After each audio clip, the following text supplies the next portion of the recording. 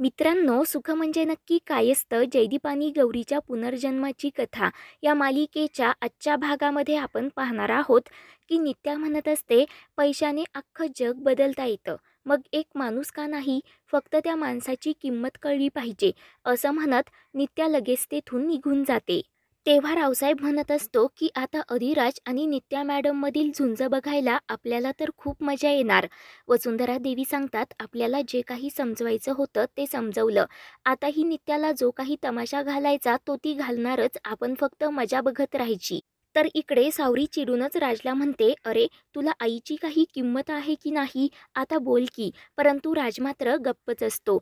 तेव्हा आबा म्हणतात, सावरे आज काय मला साहेबांचा मूड ठीक दिसत नाही, तू बस पकड आणि कॉलेजला निघून जा. तर सावरी लगेच तेथून निघून जाते. तेव्हा आबा विमलला म्हणत असतात, मालकीनबाई महिनाभराचा उपवास तुम्ही धरणार, पण आम्हाला दिवसभर शेतामध्ये राबावं लागतं. आमच्या पोटापाण्याचं काहीतरी बघा. तर विमल आतमध्ये जाण्यासाठी निघते. तेव्हा राज म्हणतो, आयडे थांब आणि बस गाडीवर. तर विमल विचारते, आता कुठे जायचं? राज म्हणत असतो, बस तुला कळेलच. तर विमल लगेच चप्पल घालते व अधिराजच्या गाडीवर बसते. दुसरीकडे नित्या तिच्या आईसोबत फोनवर बोलत असते. त्याच वेळेला ईशान तिथे नित्यासाठी गुलाबाचं फूल घेऊन येतो. नित्या विचारते, तुला अचानक काय झालं? ईशान म्हणतो, अगं नित्या मॅडम, तुला काय झालं? आमच्या नित्या मॅडम इथे आल्यापासून एकदाही हसल्या नाही. हे रोज तुला रोज हसवण्यासाठी. तर तेवढ्यात अण्णा तिथे एक बॅग हातात घेऊन येतात आणि नित्याला म्हणत असतात, मॅडम तुम्ही तर मला फार गंडवलं. ईशान विचारतो, अण्णा तुम्हाला एवढा घाम का आलाय? तेव्हा अण्णा म्हणतात, अहो या मॅडमने मला कोल्हापूरमध्ये पाठवलं आणि सांगितलं तेथील साहेब तुम्हाला जे काही देतील ना ते घेऊन इकडे या. मला तर वाटलं होतं एखादी फाईल असेल, पण त्या साहेबांनी 5 रुपयांसारखं हे 5 कोटी रुपये माझ्या हातावर ठेवले. मग काय, एका मुठीमध्ये माझा जीव आणि एका मुठीमध्ये हे 5 कोटी. कसा बसा मी इथपर्यंत पोचलो. तर नित्या म्हणते, अण्णा थँक्यू सो मच, कारण तुमच्या इतका विश्वासू माणूस मला इथे दुसरा कोणीही दिसला नाही, म्हणून मी तुम्हाला पाठवलं. आता थंड वगैरे घ्या आणि आराम करा. तेव्हा अण्णा म्हणतात, नाही आता फक्त थंड कोल्ड्रिंकने भागणार नाही, तर अंघोळीला सुद्धा बर्फ घ्यावा लागणार. म्हणून अण्णा लगेच तेथून निघून जातात. तर ईशान विचारतो, नित्या काय ग, एवढी मोठी कॅश अचानक कशासाठी? तर नित्या म्हणते, मला त्या अधिराजचा चॅप्टर आजच्या आज क्लोज करायचा. ईशान म्हणतो, आता तो लगेच या पेपर्सवर सही करेल. नित्या म्हणत असते, आपल्याला आत्ताच्या आत्ता हा कॅश घेऊन अधिराजच्या घरी जायचं. तर आता दोघेही ती पैशांची बॅग घेऊन अधिराजच्या घरी जाण्यासाठी निघतात. परंतु त्याच वेळेला अधिराज विमलला घेऊन तिथे येतो आणि नित्याला विचारतो, आम्ही तुमची वाट तर अडवली नाही ना? म्हणजे मला तर वाटतं तुमची वाट अडवणं हे अंबाबाईच्याच मनात होतं. तेव्हा विमल म्हणत असते, अरे राजा, ज्या कामासाठी आला ते बोलून टाक की. तेव्हा अधिराज म्हणतो, मॅडम आज सकाळी मी तुमच्यासोबत जे काही वागलो त्यासाठी मी तुमची माफी मागायला आलो. आणि कान पकडत लगेच नित्याला सॉरी असं म्हणतो. ते पाहून नित्याला मोठा धक्काच बसतो. तर राज म्हणतो, आयडे आता तरी समाधान झालं का तुझं? तर विमल म्हणते, हो माझं गुणी बाळते, चला आता आपण निघूयात. तेव्हा राज म्हणतो, थांब आयडे, आणि या मॅडमचं तर समाधान होऊ दे ना. तेव्हा तो नित्याला म्हणतो की भानावर या, ही आहे माझी आयडी. तिने सांगितलं म्हणून मी तुमची माफी मागितली. तिने जर तुम्हाला लोटांगण घालायला सांगितलं असतं ना तरी मी ते सुद्धा केलं असतं, कारण मी माझ्या आईचा शब्द कधीच मोडत नाही. तर नित्या विचारते, म्हणजे आईने सांगितलं म्हणून तू माझी माफी मागतोयस का? तर विमल म्हणते, नाही, तो मनापासून तुमची माफी मागतोय. नित्या म्हणते, खूप हुशार आहे तुमचा मुलगा. अगोदर जमीन देणार नाही असं ठणकावून सांगायचं आणि इतर लोकांना सुद्धा तेच म्हणायला लावायचं. मग आता इतके लोक पाठीशी आहे म्हटल्यावर आमच्यावर प्रेशर तर येणारच. मग नंतर तुमचा मुलगा त्याची किंमत वाढवणार. आता इतकं सगळं नाटक करण्यापेक्षा आपण आता डील करून टाकूयात.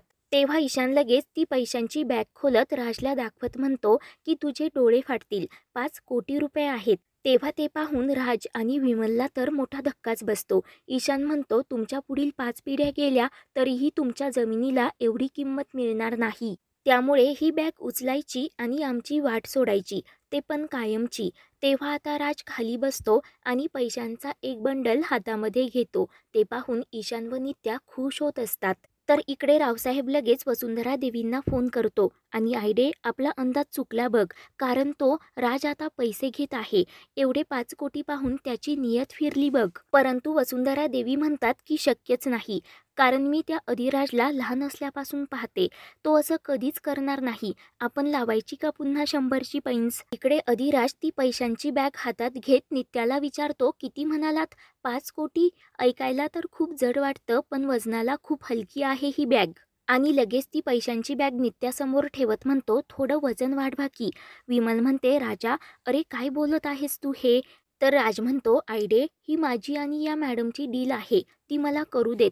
तर इकडे रावसाहेब खुश होत वसुंधरा देवीला म्हणत असतो की 100 काय, मी 10,000ची पैंस लावायला तयार आहे, कारण अधिराज पैसे वाढवून मागत आहे.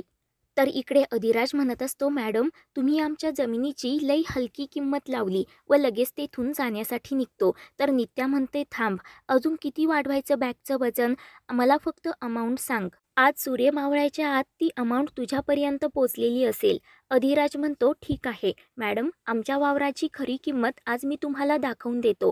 आज डील पक्की होऊनच जाऊ दे. म्हणून राज लगेच नित्याचा हात पकडत तिला तेथून घेऊन जाण्यासाठी निघतो. तर इकडे रावसाहेब म्हणत असतो, तुम्ही पैंच हरली बघा, 10,000 मला द्यायचे म्हणजे द्यायचे. तेव्हा वसुंधरा देवी म्हणतात, रावसाहेब तुम्ही अजून पाळण्यातच आहे बघा, कारण मी माझ्या शत्रूला माझ्या मित्रापेक्षा पण चांगलं ओळखते. आता होणार काय? तुम्ही 10 लाखाची जरी पैंस लावली ना, तरी मी जिंकणार आणि तुम्ही हरणार. त्यापेक्षा जाऊ द्या, तुम्ही फक्त मजा बघा.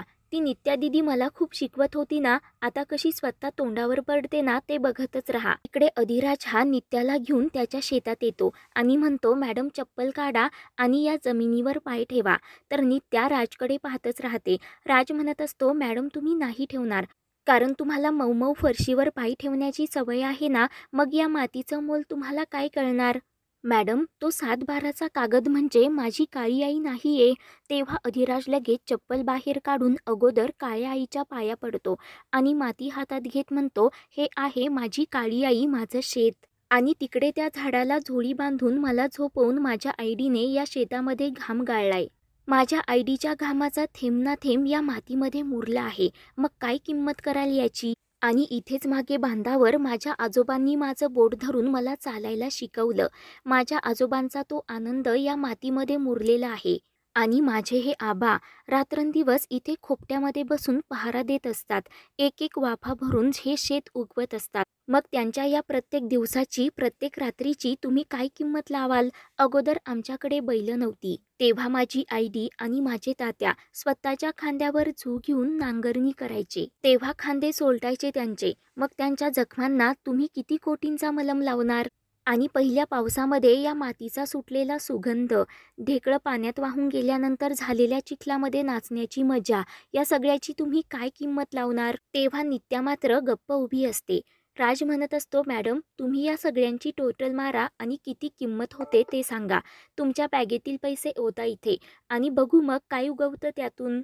मग बघू की तुमच्या या नोटांना किती कोटींचे कोंब फुटतात ते. मॅडम माझ्या या श्रीमंतीपुढे तुमच्या या नोटांची किंमत शून्य आहे, शून्य. तेव्हा राजचे ते बोलणे ऐकून शेतामधील सर्वजण त्याच्यासाठी आनंदाने टाळ्या वाजवत असतात. तर विमल लगेच राजची दृष्ट काढते.